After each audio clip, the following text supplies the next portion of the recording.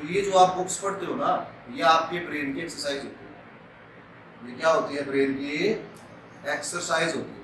और ये चीज क्या करती है? आपकी ब्रेन की डेवलपमेंट में मदद करती है।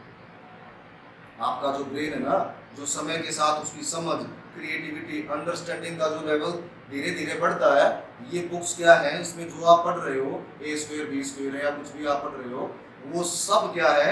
आपके ब्रेन की एक एक्सरसाइज है जो आपके ब्रेन को डेवलप करने में मदद कर रही है और उसका अंडरस्टैंडिंग लेवल को बढ़ा रही है। ये काम करती हैं आपकी बुक्स जो आपने पढ़ी। तो उनका एक महत्व है। हर चैप्टर, हर किताब, हर सब्जेक्ट का महत्व होता है। हम किसमें ज़्यादा इंटरेस्ट ले रहे हैं, ये 50% डिपेंड करता है आपके ऊपर और 50% डिपेंड करता है पढ़ाने वाला टीचर पर। कई बार किसी सब्जेक्ट में हमारा इंटरेस्ट उसके टीचर की वजह से होता है कि उसका पढ़ाने का मेथड कैसा है, वो पढ़ा कैसे रहा, वो इन्फ्लुएंस कितना कर पाता अपनी बातों से हमें, तो उसकी वजह से भी हमारा सब्जेक्ट में इंटरेस्ट ऊपर नीचे होता है। 50% हमारे ऊपर है कि हमारा एम किस डायरेक्शन में है, हमारा इंटरेस्ट किस चीज़ में है, उस पर भी डिपेंड करता है। तो जिस प्रकार ये बुक्स आपके ब्रेन की एक्सरसाइज है, जो आध्यात्मिक, जैसे अभी मैं बोल रहा हूँ, उसको हम बोलते हैं आध्यात्मिक ज्ञान, अगर हम हिंदी में बात करें, ठीक है, या स्पिरिचुअलिटी बोलते हैं उसको। तो WHO ने भी इस चीज़ को माना है। जब आप हेल्थ की डेफिनेशन ऑफ WHO में आप पढ़ोगे ना, आज से 10-15 साल पहले की हेल्थ की डेफिनेशन और WHO की अब की हेल्थ की डेफिनेशन पढ़ोगे, पहले WHO की हेल्थ की डेफिनेशन में 3 डायमेंशन थे। फिजिकल आप सबने पढ़ रखी है, फिजिकल हेल्थ, मेंटल हेल्थ और सोशल हेल्थ। ये और भी कई सब्जेक्ट्स में आती है चीज। लेकिन अब WHO के अनुसार भी हेल्थ की डेफिनेशन में 4 डायमेंशन है। ये आप गूगल कर लेना या बुक में देख लेना, मिल जाएगा आपको, कोई भी नई बुक परचेज करोगे। और 4th डायमेंशन जो WHO ने ऐड किया, वो ऐड किया स्पिरिचुअल हेल्थ। कि आपकी जो स्पिरिचुअलिटी है, ठीक है, धार्मिकता है, वो किस लेवल पे है और उस डायरेक्शन में आप कैसा सोचते हो। और ये मजबूर हो गया WHO इस चीज को डालने के लिए। अब WHO ऐसा तो है नहीं कि संतों का, बाबाओं का, फकीरों का या जो पादरी होते हैं उनका या मौलवियों का कोई संत ग्रुप है। उसमें सारे के सारे डॉक्टर्स, प्रोफेसर्स, इंजीनियर्स और पढ़े लिखे लोग। समझ रहे हो ना मेरी बात? WHO का एक सिंगल मेंबर भी मतलब वो नहीं है जो, वो सारे पढ़े लिखे प्रोफेसर्स, डॉक्टर, साइंटिस्ट हैं जिनका WHO, वर्ल्ड हेल्थ ऑर्गेनाइजेशन, तो उन्होंने भी 4th ऐड किया और वो था स्पिरिचुअल हेल्थ। कि आप सोचता कैसे, आप सोचते कैसे, आपकी सोच का जो दायरा है वो किस डायरेक्शन में जाता है, ठीक है, आपकी थिंकिंग कैसे। एक तो ये थिंकिंग होती है कि ये धर्म यही सबसे बेस्ट है और जिसका ये धर्म ये नहीं है वो सबसे खराब है, मार डालो उसको। और दूसरा धर्म क्या होता है? सोच कि मेरा ये धर्म है और मुझे अपने धर्म पर गर्व है, सम्मान है, ठीक है, लेकिन बाकी सारे भी क्या है? अच्छे। और सबसे बड़ा धर्म इंसानियत है, वो भी एक थिंकिंग है। हर थिंकिंग के लोग हैं जो सभी को इक्वल, अब जो सबको इक्वल मान के चलता है वो स्पिरिचुअली क्या है? एक हेल्दी पर्सन। और जिसमें क्या है? कट्टरता है, नहीं ये धर्म सही है, ये गलत है, इस धर्म के लोगों को मार दो, इसी को रहने का अधिकार है। जो इस तरीके से सोचता है वो स्पिरिचुअली क्या है? वो बीमार है, वो व्यक्ति स्वस्थ नहीं हो सकता। समझ गए इस बात को?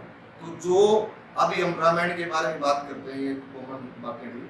जो रामायण है, ठीक है, हमारा जो हम बोल सकते हैं, इसको धर्म बोल लो आप, या एक दूसरा देश है, मेरा वो देश का नाम याद नहीं आएगा, वहाँ पर इस पॉइंट को लेकर एक मुकदमा था सुप्रीम कोर्ट में उस देश। तो वहाँ सुप्रीम कोर्ट का जजमेंट ने कहा था कि जो हिंदुइज्म है, ठीक है, या हम इसको सनातन धर्म बोलते हैं, मतलब ये एक रिलीजन नहीं है, यह वे ऑफ लिविंग। ये तो क्या है? एक जीवन का तरीका, एक आइडियल तरीका है कि इंसान को कैसे रहना चाहिए, कैसे जीना चाहिए, ये वो है, इसको धर्म नहीं बोल सकते, ठीक है। धर्म तो वो होते हैं जिसके कुछ नियम हो जो किसी ने बनाया हो, ये किसी ने बनाया नहीं, ठीक है, क्योंकि जिस दिन से इंसान है उसी दिन से ये, जिस दिन से धरती पे पहला इंसान है उसी दिन से ये चीजें चल रही। It's way of living, not a religion. Court है, उनका फैसला आता, सुप्रीम कोर्ट का जजमेंट था, कई सालों तक रह जाएंगे। अब जो हम रामायण पढ़ते हैं, मैंने पिछले साल भी उसका महत्व बताया था स्टार्टिंग में, आज फिर बता रहा हूँ, ठीक है। रामायण को 2 तरीके से लेते हैं लोग। कुछ जो थोड़ा ज्यादा धार्मिक को मानेंगे, रामायण सच है, भगवान राम थे।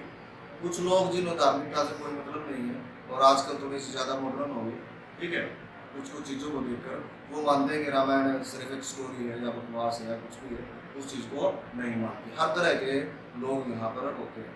लेकिन इस बात में मतलब राम भगवान है या नहीं है तो एक दूसरा विषय है कि गॉड है या नहीं है, या वो भगवान का अवतार थे या नहीं थे ये।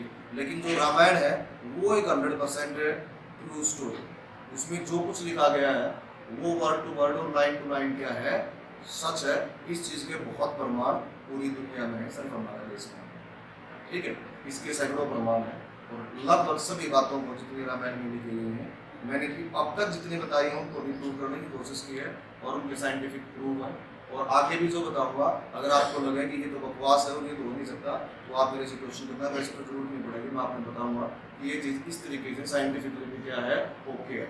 और अगर बुक भी है तो आज से कितने हजार साल पहले किताब लिखी गई, साइंस भी मानती है 2500 BC में किताब लिखी गई है।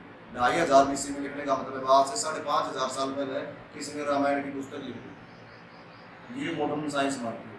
5500 साल पहले लिखने वाले किसी व्यक्ति को अगर इतना साइंटिफिक नॉलेज थी, दैट मींस तो उस टाइम कितना एडवांस रहा होगा हिंदुस्तान, समझे ना। मॉडर्न साइंस तो सारी 150 साल पुरानी है।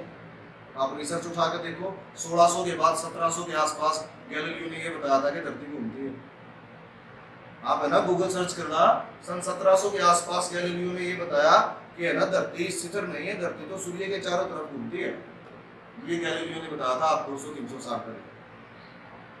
और हम लोग हजारों सालों से नौ ग्रह की पूजा भी करते हैं, ठीक है। और हमें पता भी है 9 प्लेनेट है, यानी हमें सन 1700 के आसपास मॉडर्न साइंस के अकॉर्डिंग तो ये पता चला कि धरती एक जगह पर फिक्स नहीं है, वो सूर्य के चारों तरफ होंगे। इसका मतलब उस टाइम तक तो हमने किसी प्लेनेट की जानकारी थी नहीं। आप अपने सारे ग्रंथ पढ़ लो, ठीक है। हर एक बच्चे के जन्म पर, राम के जन्म पर लिखा गया, मैंने बताया था राम के जन्म पर भी 9 ग्रह की पूजा करी गई थी। जब राम 10 दिन का हुआ, जब राम के जन्म को 10 दिन हो गए थे तो उस दिन भी 9 ग्रह की पूजा करी गई थी। और 9 ग्रह के वही नाम है जो आज है। कितने साल पुरानी, 5500 साल पहले जिसने बुक लिखी उसने पता था कि हमारे सौर मंडल में 9 ग्रह होते हैं। और ये साइंस को पता चला 200 साल पहले, टेलीस्कोप से देख के बताओ, उनके पास तो टेलीस्कोप नहीं। तो अब इसमें से एक ही बात सच हो सकती है, ठीक है। मतलब अब उसको स्टोरी कैसे माने, स्टोरी तो वो होती है ना जो मन गढ़ंत हो, जिसमें कोई भी तथ्य ही ना हो, ठीक है। अब इसमें तो सारे तो ओरिजिनल है। आप उसमें वाल्मीकि रामायण पढ़ोगे, मैंने पहले भी बताया था, आप उसमें जब पढ़ोगे तो आपने क्या मिलेगा, जब राम को शिक्षा दे रहा है महर्षि वशिष्ठ जो उसका गुरु था, ठीक है, तो वो राम को बताता है कि दुनिया में हर एक चीज का निर्माण है ना परमाणु से होता है, परमाणु मिलकर अणु बनाते हैं और अणु से ही हमारे जीवन की उत्पत्ति होती है। ये राम को सिखा रहा है वाल्मीकि। सन 1800 के आसपास जाके डॉन डाल्टन एटम की खोज करता है, जिसको हिंदी में परमाणु बोलते हैं। और जब 2 परमाणु यानी 2 एटम जुड़ते हैं तो बनता है मॉलिक्यूल, जिसको हिंदी में क्या बोला जाता है आपको। ये बात हम बता रहे हैं सन 1900 में आके। और ये 5500 साल पुरानी पुस्तक में लिखा गया है। अब मैं उस पुस्तक को झूठ मान लूँ या सच मान लूँ, वहाँ पर पढ़ आ रहा है वशिष्ठ राम को। और जो अभी इसने कहा, ये डॉन डाल्टन ने कहा था, बताया था, बाद में जाके सही हुआ। और जो वाल्मीकि ने तब क्या था, सॉरी वाल्मीकि वशिष्ठ ने 5000 साल पहले उस पुस्तक में लिखा गया, वो बात सच थी। उसने क्या था कि परमाणु के जुड़ने से अणु बनता है और अणु से हमारी उत्पत्ति होती है। जॉन डाल्टन ने यही कहा बाद में आके कि भाई सब कुछ एटम से बना है, और बाद में पता चला सब कुछ एटम से नहीं बना, एटम से तो बनता है मॉलिक्यूल, और दुनिया की सारी चीज़ मॉलिक्यूल से बनती है। ये अब प्रूव बाद में, तो किसको सही मान लो, उस बुक को झूठ कैसे मान लें जब उसने 5500 साल पहले वो चीज़ लिख दी और बता दी। समझ रहे हो ना मेरी बात। ऐसे ऐसे तो दुनिया जानती प्रूफ है जो उस किताब में लिखे गए हैं और जो सच है। तो अब वापस से आते हैं जहाँ तक हम पहले पढ़ चुके हैं। रामायण हमारे जीवन में शिक्षा क्या देती है, जो मैंने बार बार समझाने की कोशिश करी है। रामायण में बताया गया है कि अच्छे स्टूडेंट को कैसा होना चाहिए, जहाँ से रामायण की शुरुआत है। फिर वहाँ पर बताया गया कि अच्छे माता पिता को कैसा होना चाहिए।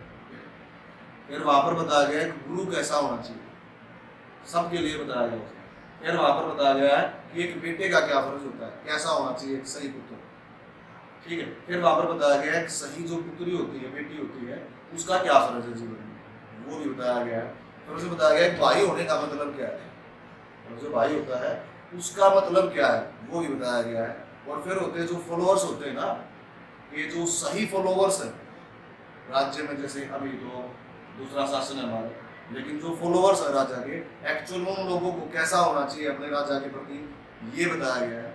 फिर वहां पर बताया गया कि राजा को अपने लोगों के प्रति क्या क्या जिम्मेवारियां बनती हैं, इसके बारे में भी वहां पर समझाया गया है। फिर वहां पर समझाया गया कि लालच इंसान के जीवन में क्या कर सकता है और कितना बुरा होता है, फिर ये बताया गया है। ठीक है, फिर उसके बाद उसमें बताया गया है कि एक पत्नी होना क्या होता है, फिर वहां पर बताया गया है कि पति होना क्या होता है, फिर वहां पर बताया गया है दोस्त होने का मतलब क्या होता है, फिर वहां पर बताया गया है भगत होने का मतलब क्या होता है। ठीक है, ये रामायण में सारी चीजें आप जानो। ठीक है, फिर वहां पर बताया गया है मतलब जब हमारी बुद्धि फिरती है। ठीक है, रामायण में एक दुआ है जो लिखा गया है तुलसीदास के द्वारा, जाको पर उदाहरण दुख दे ताकि मुझे पहले हर दे।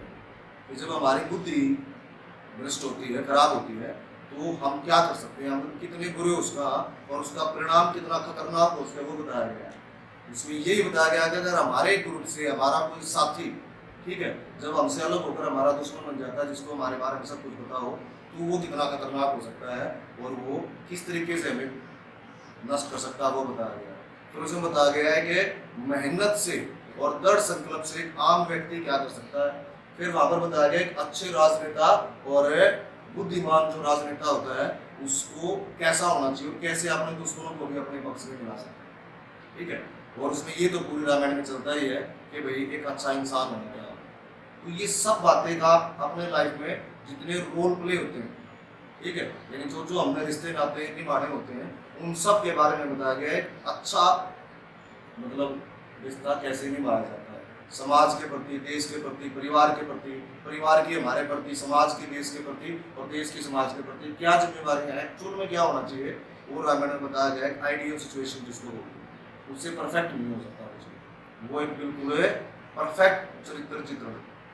समझ में आ गई ये बात? तो आप वापस से उस पर आते हैं जहाँ तक मैं रामायण पढ़ा चुका हूँ।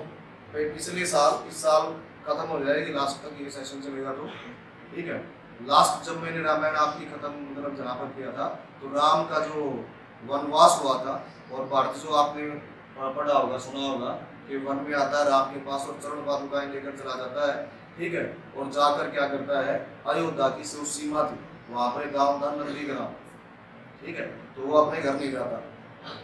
ठीक है, वो राम से चरण पादुकाएं समझ था, आपकी भाषा में बोलो तो चप्पल।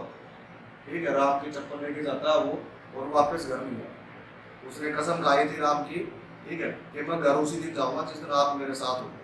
आप मैं अपने घर से निकला था कि राम ने देखा हूँ, तो अब राम जब तक वापस मेरे साथ नहीं जाएंगे तो मैं घर वापस जाऊंगा। ठीक है, तो वो अयोध्या की सीमा पर, क्योंकि राम ने उसको बोला था कि 14 साल का वनवास पूरा होते ही मैं घर आ जाऊंगा। ठीक है, तो भरत ने उसको बोला था कि 14 साल से अगर आप एक दिन भी लेट हुए ना आने में, अगर आपको एक दिन की भी देरी हुई, तो मैं ना अपने आप को जलती चिता पर रख दूंगा और अपना खुद को जला के मार दूंगा, फिर मैं जीऊंगा नहीं और मेरा एक वचन। ठीक है, और फिर राम ने भी एक वचन दिया था कि मैं 14 साल से 1 मिनट की भी देरी नहीं करूंगा, जिस टाइम 14 साल पूरे होंगे उसी समय में अयोध्या में आ जाऊंगा।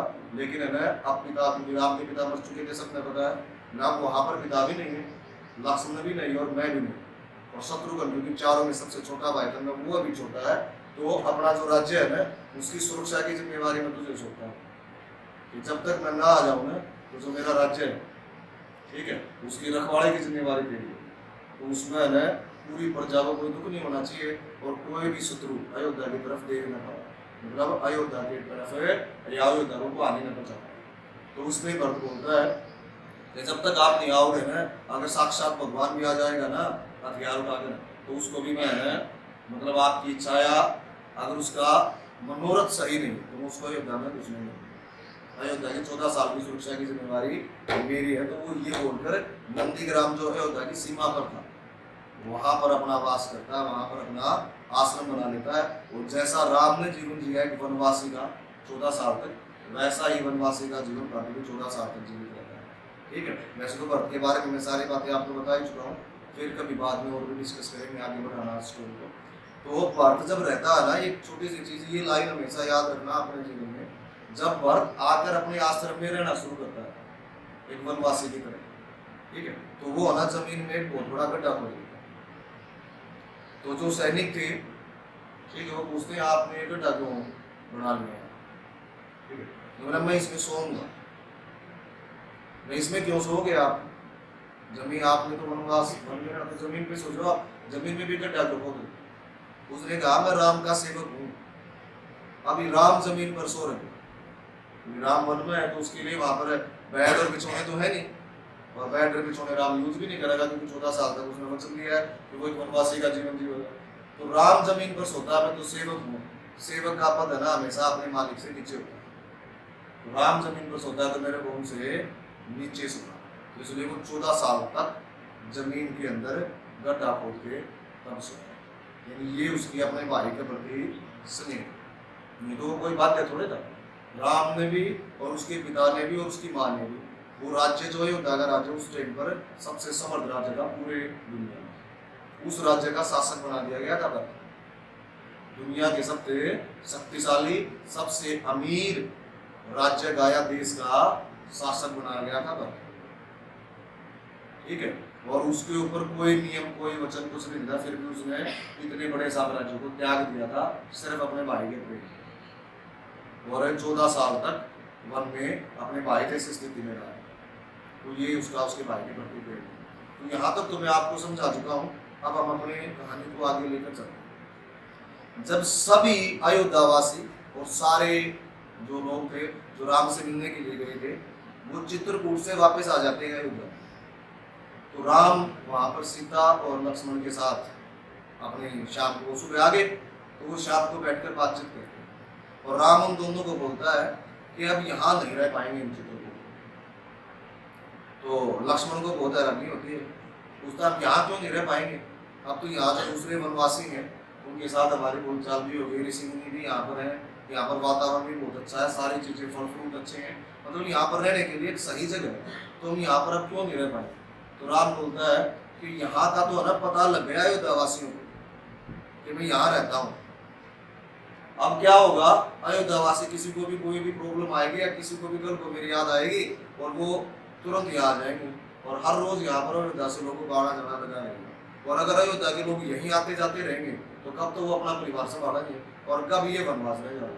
तो वनवास का कोई अर्थ ही नहीं रहेगा। वनवास का अर्थ तो ये है ना जब तक मैं उन लोगों से मिलूँ ही नहीं या वो मेरे बारे में जान ही न पाए कि यहाँ पर क्या हुआ या मैं किस स्थिति में हूँ, तब तो वनवास उनसे चिपके रहूँ। अगर वो रोज मेरे से मिलने के लिए आते जाते रहेंगे, परिवार आता जाता रहेगा, माँ का मन करेगा तो वो 2 सैनिकों को लेगी यहाँ पर आ जाएगी, तो ऐसे तो मैं यहाँ पर रह नहीं पाऊंगा और वनवास पूरा नहीं होगा। तो यहाँ पर रहना हमारे लिए सही नहीं है।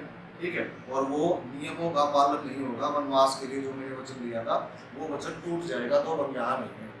ठीक है, तो फिर वो बोलता है लक्ष्मण तो हम कहाँ है ना, कोई नहीं है ना, हम यात्रा करेंगे। ठीक है, अब हम ज्यादा समय किसी भी एक स्थान पर नहीं गुजारेंगे, अब हम क्या करेंगे यात्रा करेंगे, थोड़ा थोड़ा टाइम हम गुजारेंगे, हम अपना एक फिक्स जगह नहीं। ठीक है, और ये बोल के राम सीता और लक्ष्मण कुछ समय बाद वहां से चलते हैं। ठीक है, दक्षिण भारत चित्रकूट तो यूपी और मध्य प्रदेश के बॉर्डर पे, तो फिर वो चलते हैं दक्षिण भारत की तरफ निकलते हैं, और यहाँ से रामायण का अगला अध्याय शुरू होता है जिसको हम बोलते हैं अरण्य। तो वो जब अपनी यात्रा करते हैं तो उस यात्रा में बहुत सारे ऋषि मुनियों से मिलते हैं और वहाँ से ज्ञान, ऋषि मुनियों से मिलेंगे तो उनको ज्ञान ही मिलेगा, कोई उनको कोई ज्ञान देता, कोई किसी तरह का ज्ञान देता, कोई किसी तरह का ज्ञान देता है। तो ऐसे उनको चलते हुए काफी साल बीत जाते हैं, लास्ट में वो जाकर मिलते हैं एक ऋषि मुनि से जिनका नाम था अगस्त्य मुनि। बहुत सिद्ध मुनि थे, बहुत पहुंचे हुए संत थे, बहुत सारी शक्तियां थी उनके पास, मतलब है जैसे वशिष्ठ हैं राम के गुरु, मतलब उसी लेवल के बहुत महान ऋषि थे। अगस्त्य ऋषि से जाकर मिलते हैं। ठीक है, और अगस्त्य ऋषि से जाकर जब मिलते हैं तो अगस्त्य ऋषि की पत्नी सीता को तो देती है ज्वेलरी।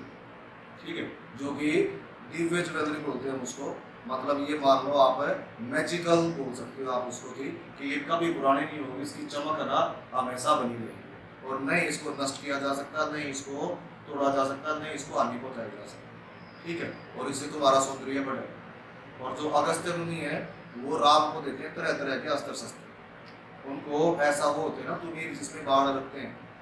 ठीक है, तो वो देते हैं जो तीरों से कभी खाली नहीं होगा, बोलते हैं राम से आप जितने चाहो तीर चलाना ये कभी खाली नहीं होगा। तो राम को और लक्ष्मण को वो देते हैं। लक्ष्मण को एक मतलब मैजिकल वेपन जिसको आप बोल सकते हो एक दिव्य तलवार भी देते हैं, तो काफी सारे अस्त्र शस्त्र वो राम और लक्ष्मण को देते हैं, और सीता को जो उसकी पत्नी थी अगस्त्य मुनि की, वो काफी सारी जरूरत थी। फिर राम उनसे बोलते हैं कि अब हमारे वनवास का है ना अंतिम पड़ाव हम बहुत घूम लिए, अब मैं चाहता हूँ कि ये जो लास्ट टाइम है ये थोड़ा सा भक्ति आराधना में एक ही जगह पर बीत जाए, और उसके बाद मेरे को अयोध्या वापस जाए। ठीक है, तो उसके लिए ना आप मुझे एक अच्छी जगह बताओ जहाँ पर है कि मैं ऋषि मुनियों की सेवा भी कर सकूँ, सत्संग का आनंद भी ले सकूँ, और अपना जो बचा हुआ समय है वनवास का वो व्यतीत कर सकूँ, वो गुजार सकूँ। तो जब अगस्त्य मुनि उनको बोलते हैं, वहाँ जो एरिया था जहाँ पर अगस्त्य मुनि रहते थे उसको बोलते थे दंडक वन। क्या बोलते थे उसको? दंडक वन बोला जाता था उस टाइम। तो बोलते हैं कि ये जो दंडक वन है ये आपके राज्य की सीमा का ही हिस्सा है। ठीक है, जो आपकी एक्सट्रीमिटी वो है, क्योंकि फॉरेस्ट भी तो आपके ही राज्य का पार्ट है। तो आप है ना दंडक वन में एक जगह है नदी के किनारे पंचवटी, आप है ना वहाँ पंचवटी में रहो, और वहाँ पर आप सारे ऋषि मुनियों की मदद भी कर सकते हो। ठीक है, क्योंकि यहाँ पर राक्षसों का बहुत ज्यादा आतंक है। ठीक है, बोले यहाँ पर राक्षस है, कुछ मारीच है, सुबाहु है, तो कुछ ऐसे राक्षस हैं। ठीक है, जो तीसरा है, तो कई राक्षसों के वो नाम बताते हैं कि वो सब राक्षस यहाँ पर हैं, और वो यहाँ पर ऋषि मुनियों को तब पूजा पाठ नहीं करने देते, और वो बार बार मतलब उनके यज्ञ हवन को नष्ट कर देते हैं, और बहुत सारे ऋषि मुनियों को मारकर खा जाते हैं। तो आप ना यहाँ पर मतलब जो ऋषि मुनि है वो तो काफी लंबे समय से आपका इंतजार कर रहे थे, तो आप ना यहाँ दंडक वन में वास करो, और जो ये अस्त्र शस्त्र मैंने आपको दिए हैं ये उसी पर्पज से दिए हैं, उसी काम के लिए दिए हैं, ताकि यहाँ पर आप ऋषि मुनियों की रक्षा कर सकें। और फिर वो राम को ले जाकर दिखाते हैं बहुत सारे हड्डियों के ढेर। ठीक है, जो उन राक्षसों ने ऋषि मुनियों के खा के उनकी हड्डियों को फेंका हुआ था, तो उन हड्डियों के ढेर दिखाते हैं कि यहाँ पर देखो कितनी हड्डियाँ और कितना कुछ बिखरा हुआ है, कितना ज्यादा अत्याचार यहाँ पर ऋषियों पे हो रहा है। और हम तो काफी लंबे समय से इंतजार हुआ कि कोई सूर्यवंशी मतलब यहाँ पर आओगा और हमारी रक्षा करेगा। तो राम उनको बोलते हैं अगस्त्य ऋषि को कि आप तो सर्व समर्थ हो, मतलब आप सब कुछ कर सकते हो, आपके पेट श्राप से सारे राक्षस भस्म हो जाएंगे, तो आपने ये क्यों नहीं किया? तो वो उनको बताते हैं कि ये जो भी यहाँ पर राक्षस है, मैं जब से मतलब ये ऋषि बनना स्वीकार किया तो मैं अहिंसा का पालन करता हूँ, और मैं किसी का वध नहीं कर सकता, मैं किसी का अंत नहीं कर सकता, क्योंकि जो साधु होना है उसका मतलब सबसे पहला जो नियम होता है वो होता है अहिंसा, की किसी भी जीव को न मारना। तो राक्षस अच्छे हैं या बुरे हैं तो जीव, मैं उनको नहीं मार सकता, ये तो काम आपको करना है। तो राम वहाँ पर अगस्त्य मुनि को वचन देते हैं कि मैं यहाँ जाने से पहले जितने भी राक्षस हैं सबको खत्म करके जाऊंगा, और सदा सदा के लिए यहाँ पर जो ऋषि मुनि हैं उनको मैं वैसे मुक्त करके ले जाऊंगा। और ये बात, ये वचन राम अगस्त्य मुनि को देकर वहाँ पंचवटी में अपने लिए कुटिया बना, ठीक है, या झोपड़ी बोल सकते हो, और पंचवटी में अपना वास शुरू कर देते हैं। ठीक है, और इसके बाद शुरू होता है रामायण का मतलब वो हिस्सा जिसमें हम यहाँ पास में ही बड़ा मतलब पीरियड खत्म हो गया है सीता का। ठीक है, उसके बाद बहुत सारी स्टोरीज हैं छोटी छोटी रामायण में, और कई स्टोरीज को मिलकर एक स्टोरी बनती है जिसको हम क्या बोलते हैं रामायण। तरह तरह की इसमें किसको किसको क्या क्या श्राप मिले, कौन कौन किस किस वजह से राम के साथ आया। तो अभी ये स्टोरी का मतलब ये जो आज वाला हिस्सा ये था कनेक्टिंग पार्ट बोलते हैं उसको। रामायण के दो फेज हैं, एक तो राम वनवास से आता है उसके परिवार का फेज, और दूसरा जो राम लड़ाई लड़ता है और जो उसके जीवन में तकलीफें आती हैं, ठीक है, दूसरा फेज। तो एक बार वैसे राम को ना सीता ने बोला था जब वो वन से वापस आ गए कि मैंने ना आपके जीवन में बहुत दुख किया, आपने मेरी वजह से इतनी दुख उठाए, पहले आप रावण से लड़े, फिर ये करा फिर वो करा, आपने है ना बहुत दुख हुए, ठीक है, और मैं आपके जीवन में है ना मतलब अब आगे भी करूँ। फिर आप उसको समझाते हैं, ठीक है, बोले ये तो बोला वहाँ पर लंका तो पूर्ण बनाना तो कोई बात नहीं है, और तुम अब भाग्यशाली नहीं हो मेरे लिए, तुम मेरे लिए बहुत भाग्यशाली हो, और मतलब ये तो 100 योजन का एक छोटा सा पुल था जो मैंने यहाँ से लंका तक बनाया, अगर है ना मेरे को सौरभ तक भी पुल बनाना पड़ता वो वहाँ भी पुल बना कर आता, क्योंकि एक पति का जो पहला फर्ज होता है वो होता है अपने पति की हर एक बुराई से रक्षा करना। तो रामायण का काफ़ी अच्छा फेज शुरू होगा, और एक चीज़ मैंने पहले भी बताई और आज भी बता रहा हूँ आपसे, ठीक है, कि सीखने को तो ना हम काफ़ी अच्छी चीज़ें सीख सकते हैं जो 24 आवर्स हमारे सराउंडिंग में प्रेजेंट होती है। बात ये होती है कि हम उन्हें सीखना चाहते हैं या नहीं, ठीक है। अभी जैसे मैं आपको केमिस्ट्री में वो रेडिएशन पढ़ा रहा था, वेव्स के बारे में पढ़ा रहा था। दुनिया के हर एक टीवी चैनल, हर एक मोबाइल फोन में जितने भी नंबर डायल किए जा रहे हैं, ठीक है, जितने भी रेडियो है, एफएम है, सबके सिग्नल आपके इस रूम में मौजूद होते हैं। और यहाँ पर अगर कोई टीवी चल रहा है लेकिन उनमें से किसी एक सिग्नल को प्ले करेगा, और वो सिग्नल वो होता है जिसको उस टीवी ने रिसीव किया।